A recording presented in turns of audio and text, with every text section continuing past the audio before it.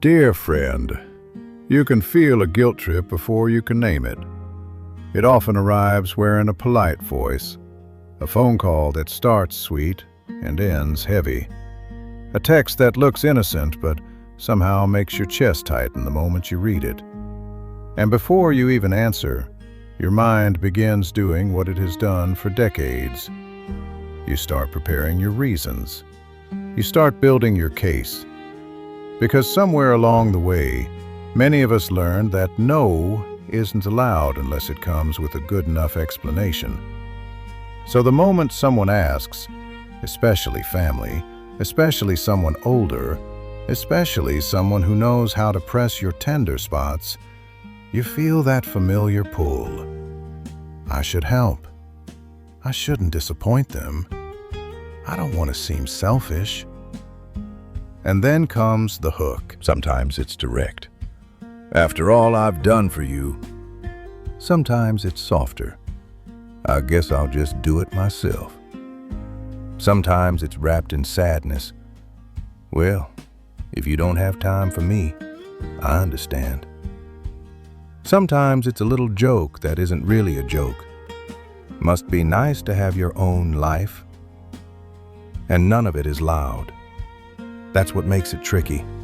Guilt trips rarely sound like cruelty. They sound like disappointment. They sound like a sigh. They sound like you are responsible for someone else's feelings. So you start scrambling.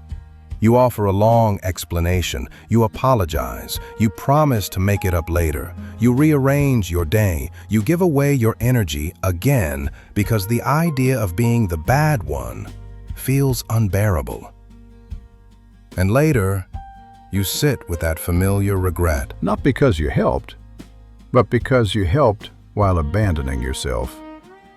Because your yes didn't come from love. It came from pressure. Friend, if you know that feeling, I want you to hear this gently. You're not weak for being affected by guilt. You've been trained for it. Many good people were, especially in our generation, where being good often meant being available, being useful, being the one who doesn't make waves. But there comes a season in life, often after 60, when your energy becomes precious, your time becomes smaller, your body doesn't recover from stress the way it used to, and you begin to realize something important. A peaceful no is not unkind. It's honest. And the truth is, you shouldn't have to defend your limits like they're a crime. So in this letter, I want to give you something simple. Not a long script, not a complicated strategy, just one calm sentence. A sentence you can say without anger, without explaining, without apologizing for having needs. A sentence that ends most guilt trips, not by starting a fight, but by refusing to enter the emotional courtroom. And in the next part, we'll talk about what a guilt trip really is, why it works so well, why it hits kind people the hardest, and why learning to step out of it is one of the most peaceful skills you can build in this stage of life. A guilt trip is a strange thing, because it doesn't always look like manipulation. Sometimes it looks like a wounded person reaching for comfort the only way they know how. Sometimes it looks like an anxious person trying to regain control. And sometimes, yes, it looks like someone who has learned that pressure works better than respect. But no matter the intention, the pattern is usually the same. A guilt trip is an attempt to make you responsible for someone else's feelings, so you'll do what they want. It turns a simple request into a moral test. It's no longer, can you help? It becomes, if you loved me, you would. And that's why it lands so deeply in kind people. Because kind people care about love. Kind people care about being good. Kind people don't want to hurt anyone. So the guilt trip reaches into your best qualities, your empathy, your loyalty, your conscience, and pulls on them. It uses your goodness as a lever. And if you grew up in a home where love was tied to compliance, this can feel especially powerful. Some of us were raised with messages like, "Don't be selfish, be grateful. Family comes first. After everything I've done, you owe me." And even if those words weren't said directly, the lesson was still learned. A good person says yes. A good person makes themselves useful. A good person doesn't disappoint people. So when a guilt trip shows up, your nervous system responds like it's danger. Not physical danger, emotional danger. The danger of being seen as ungrateful. The danger of being judged. The danger of being the one who doesn't care. And the truth is, guilt trips work because they create urgency. They make you feel like you must solve something right now. Solve their disappointment, solve their sadness, solve their frustration. Even if solving it costs you your rest, your health, your peace. And here's the quiet trick. A guilt trip often hides a demand inside an emotion. Instead of asking directly, "I need help," or "I'm lonely," or "I wish you'd visit," the person wraps it in a feeling you're meant to fix. They sigh, they sulk, they hint. They make a comment that stings. And suddenly you're not responding to a request anymore. You're responding to a mood. You're trying to repair the air. And friend, this is the moment that changes everything. You are allowed to care about someone without taking responsibility for their emotional weather. You can love someone and still say no. You can have compassion and still keep your boundary. Because being responsible for someone else's feelings is not love. It's a form of control, sometimes theirs, sometimes yours. And it drains you.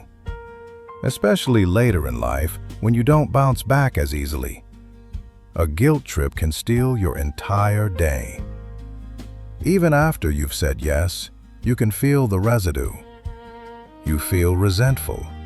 You feel tired. You feel a little ashamed. You feel like you weren't honest. Because you weren't. You weren't able to choose freely. So let's say this plainly. A guilt trip is pressure wearing a sad face. And you don't have to fight it. You don't have to prove it's wrong. You simply have to stop feeding it with explanations. Because explanations are where guilt trips grow. That's what we'll talk about next, the real cost of explaining, and why the more you explain, the more you end up in a debate you never wanted to be in. If you've ever said no and then immediately started talking, you already understand this part. Because most of us don't just say no. We say no and then we try to soften the impact with a whole speech. I can't because I have this appointment.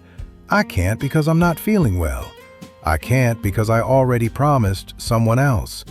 I can't because I've been so busy. I can't because you know how things are. And sometimes we add apologies on top. I'm so sorry. I feel terrible. I hate to do this. I wish I could. We do it because we're trying to be kind. But here's the problem. Explanations invite negotiation. The moment you hand someone your reasons, you hand them something to argue with. If you say, "I can't, I have an appointment," they can say, "Well, reschedule it." If you say, "I can't, I'm tired," they can say, "You're always tired." If you say, "I can't, I have plans," they can say, "Your plans aren't as important as this." If you say, "I can't, I'm not feeling well," they can say, It's not that bad. Do you see what happens? Your no turns into a debate. And once it becomes a debate, you're no longer deciding, you're defending. You're back in that emotional courtroom, trying to prove your limits are legitimate, trying to prove you deserve rest, trying to prove you deserve peace, trying to prove you're not selfish. And that's exhausting. Because the truth is, the kind of person who uses guilt trips often doesn't want your reasons. They want your compliance. Your reasons are just obstacles they plan to move around. So the more you explain, the more you get pulled into the old dynamic. You talk more, they push more. You apologize more, they hint more. You feel smaller, they feel more in control. And then you start doing something many older adults are very familiar with. You overgive to avoid discomfort. You offer a compromise you don't want. Okay, I can't do that, but I can do this. Okay, not today, but maybe tomorrow. Okay, I can't come over, but I'll call later. Okay, I can't help with that, but I'll help with something else. Sometimes that's fine, but if you do it from guilt, it's not kindness, it's self-erasure. And it teaches the other person an important lesson. If I press long enough, they'll fold. So the pattern keeps going. Now, let me say something gentle here, because many good-hearted people worry about being cold. You can be warm without over-explaining. Warmth is not the same as surrender. You can care and still be firm. But explaining, especially long explaining, often comes from fear. Fear of being judged, fear of being misunderstood, fear of being disliked. And the more you explain, the more you signal something without meaning to. You signal that your no requires permission, that your boundary is negotiable, that if they disagree strongly enough, you might change your mind. That's why guilt trips love explanations. Explanations keep the door cracked open. So what do you do instead? You close the door gently. You close it without slamming, without anger, without blame, just closed. And that's where the calm sentence comes in. A sentence that doesn't give them material to argue with. A sentence that doesn't create a debate. A sentence that protects your peace without attacking theirs. In the next part, I'll give you the sentence, simple, steady, and surprisingly powerful, and we'll talk about why it works. All right, friend, here it is. The one calm sentence that ends most guilt trips because it refuses the courtroom. I'm not able to do that. That's it. No long reason, no defense, no apology for having limits, just a simple statement of capacity. And if you want a close cousin to it, you can also use, "That doesn't work for me," or "I won't be able to." But the heart of it is the same. It's calm, it's short. It's not a debate invitation. It doesn't accuse, it doesn't blame. It doesn't argue about feelings. It simply states the truth. I am not able. Now, some people feel uncomfortable with this at first. They think, but isn't that vague? Yes, that's part of why it works. Because guilt trips thrive on details. Details are handles. Details are levers. When you give details, the other person starts pulling. What if you did it this way? What if you tried harder? What if you moved things around? What if you really cared? But when you say, "I'm not able to do that," there's nothing to pull. You're not saying, "You're wrong for asking." You're not saying, "You're too needy." You're not saying, "You always do this." You're simply saying, "This is beyond my capacity." And capacity is not a moral debate. Capacity is reality. This sentence also does something important. It keeps you from sounding angry. Because many of us only know how to get our no respected when we finally explode. We get pushed and pushed and pushed, and then we snap. And the other person says, "Why are you so upset?" And you think, "Because I had to bleed before you listened." But with this sentence, you don't have to bleed. You don't have to raise your voice. You can keep your dignity. You can keep your tone soft and your spine steady. And here's the quiet secret. The power isn't only in the sentence. It's in the way you don't add more. The sentence is the door. Not adding more is you keeping it closed. So you say it, and then you stop. You let the silence do its work. That silence will feel uncomfortable at first, especially if you've spent a lifetime filling space to make others comfortable. But silence is where your boundary becomes real. Now, what happens next? Often the other person tries again because they're used to your door being open. They might say, "Oh, come on. It'll only take a minute. I'd do it for you." "Wow, okay." This is where people panic and start explaining. But instead, you simply repeat the same calm sentence like a steady wall. "I'm not able to do that. That doesn't work for me. I won't be able to." No new reasons, no new openings, just steady. This is not you being rude, this is you being clear. Because clarity is kinder than false promises. Clarity is kinder than resentment.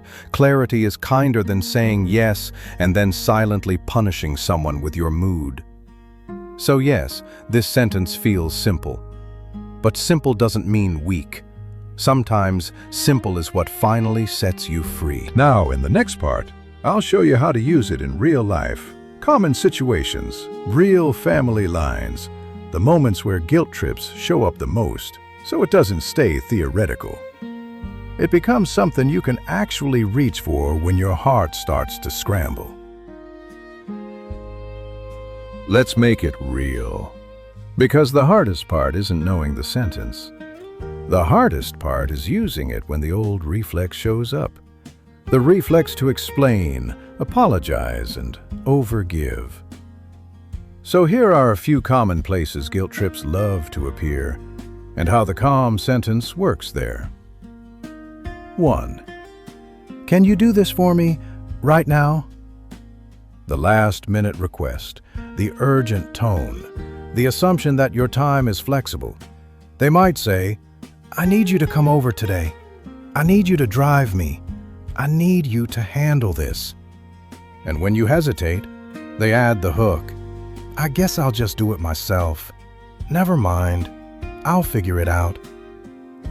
This is where your old self rushes in to rescue the mood. But your calm self says, "I'm not able to do that." If they push, "But why?" It won't take long. "You're not doing anything." You repeat, "I'm not able to do that." And if you need to end it, "I have to go now. I'll talk to you another time." No debate, no anger, just done. 2. Money requests. This one can be especially tender because it's often tied to family history and loyalty. They might say, "Can you loan me some money?" You have it, I don't. "After everything I've done for you." And you can feel your stomach drop. You want to help, but you also know how this story goes. So you say, "I'm not able to do that." If they argue, "So you're just going to let me struggle?" Wow, I see how it is. You don't defend your character. You repeat, "I'm not able to do that." Because you're not debating love. You're stating capacity. 3. Babysitting/errands/constant favors. Many older adults become the reliable one, the one everyone assumes will say yes. They might say, "Can you watch the kids this weekend? Can you pick this up? Can you run this over?" And if you hesitate, you hear, "It's not like you're working. You're retired. You have more free time than we do." Friend, retirement is not free labor.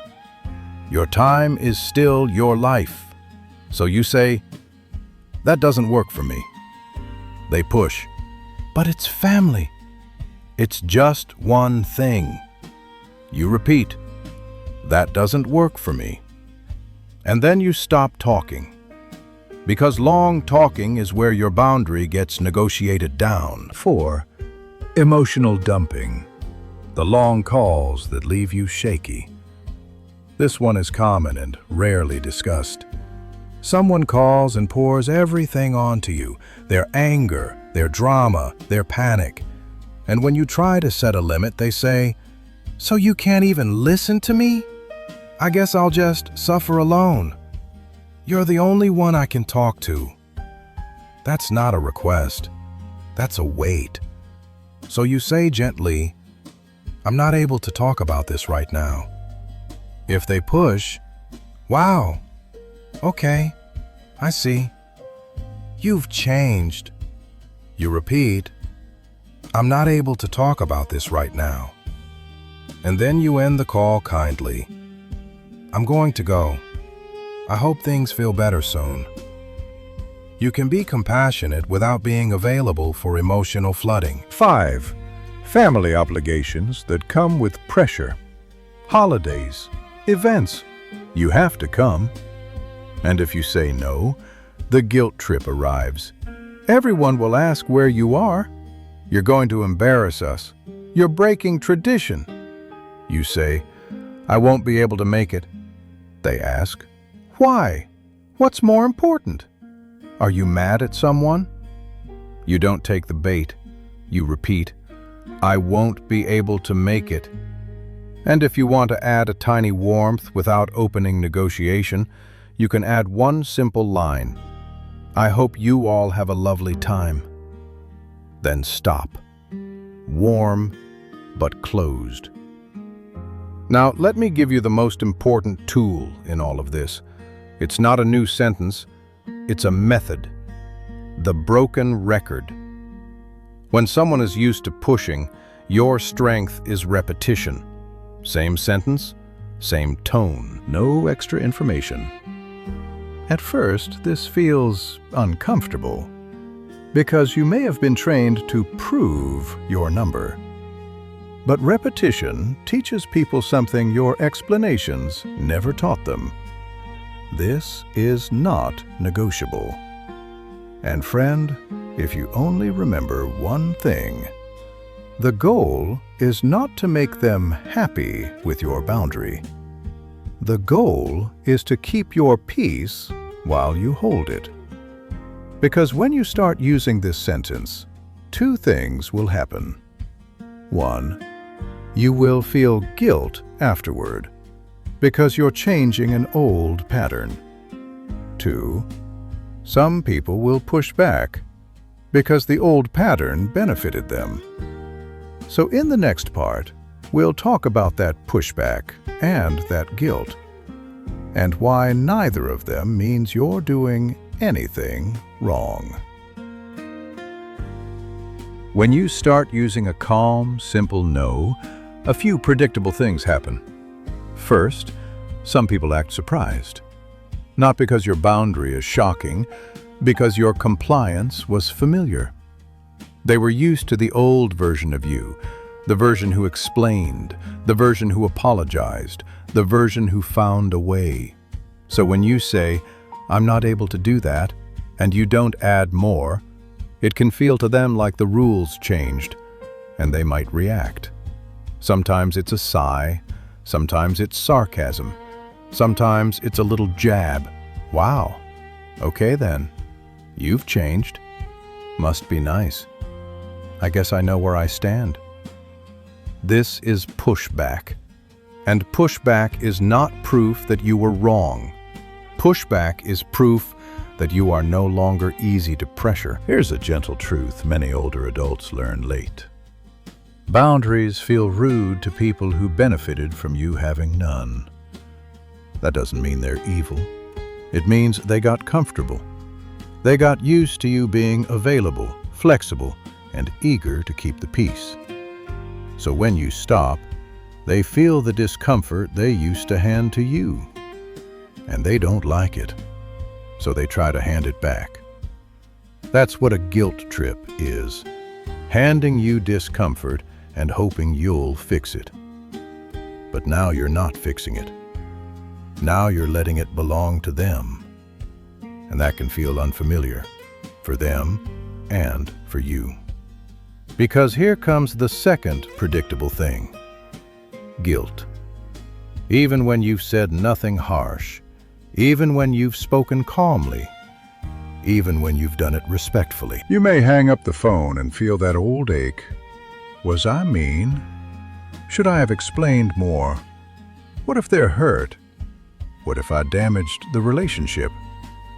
Friend, this guilt is often not a moral alarm.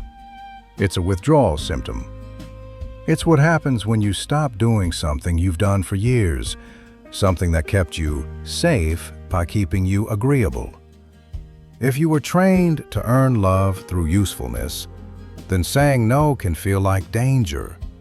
So your body produces guilt to pull you back into the old habit, not because you did something wrong, because you did something new. And there's one more thing I want you to remember. Guilt and love often get tangled in families. Some people learn that guilt is how you show you care. If you don't feel guilty, you must not love. But that's not true. Love can be clean. Love can be calm. Love can respect limits. You can care deeply and still be unavailable for certain requests. You can be generous and still protect your health. You can be kind and still refuse manipulation. And if you're worried about being cold, here's a helpful check. A calm boundary is not cold. Cold is punishment. A calm boundary is simply truth without drama. You're not attacking them. You're not shaming them. You're not giving them the silent treatment. You're just not doing the thing. And that is allowed. So if guilt comes, let it come. Don't argue with it. Don't feed it. Just notice it like weather. Ah, there you are. Old guilt. And then return to the truth. I'm not able to do that. Because your energy is precious now, and you do not owe anyone your health in exchange for their approval. Now, let me close this letter the way I want you to carry it, with warmth, with dignity, and with a kind no you can live with. Dear friend, if there's one thing I hope you take from this letter, it's this. Your no does not need to be loud to be real. It doesn't need anger. It doesn't need a speech. It doesn't need a stack of reasons. It can be calm. It can be simple. It can be honest. And it can still be kind. Because kindness is not saying yes to everything. Kindness is telling the truth without cruelty. Kindness is not offering what you don't have. Kindness is not promising what you can't sustain. Kindness is not giving until you resent the people you love. In this season of life, your energy is precious. Your peace is precious. Your health is precious. Your quiet hours are precious. You have earned the right to protect them. So the next time someone tries to hook you with a sigh, a jab, a poor me, or that familiar line, "After all I've done," I want you to remember you don't have to enter the courtroom. You don't have to defend your limits like they're a crime. You can simply say, "I'm not able to do that," and then stop. Let the silence be part of your strength. Let them feel what they feel. Let them be disappointed if they're disappointed. That disappointment is not proof you failed them. It's proof you refused to abandon yourself.